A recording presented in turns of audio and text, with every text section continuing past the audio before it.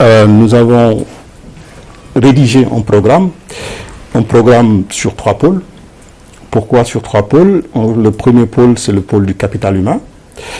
Le deuxième pôle, c'est le pôle des réformes. Et le troisième pôle, c'est le pôle de développement. Donc, pour en arriver avec une explication, je vais dire sommaire, sur le pôle capital humain, cela veut dire quoi? Cela veut dire tout ce qui touche l'individu. Tout ce qui touche l'individu, à commencer par la santé, les liens sociaux, l'éducation, la culture, le sport et ce qu'on appelle les ressources humaines. Et pour faire un pays, nous avons besoin en fait que les gens soient bien portants. La santé constitue un axe prioritaire pour nous, parce que nous l'avons introduit sur base des réalités mondiales. Le Covid a frappé pratiquement toutes les nations.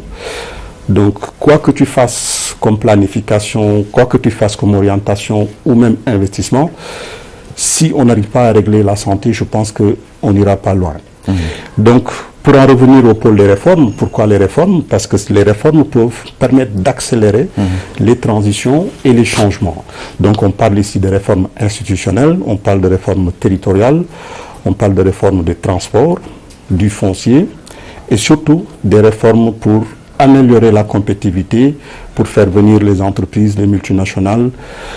Et le troisième pôle, le dernier pôle, c'est le pôle de développement qui nous concerne, qui nous intéresse le plus, parce que nous sommes des industriels.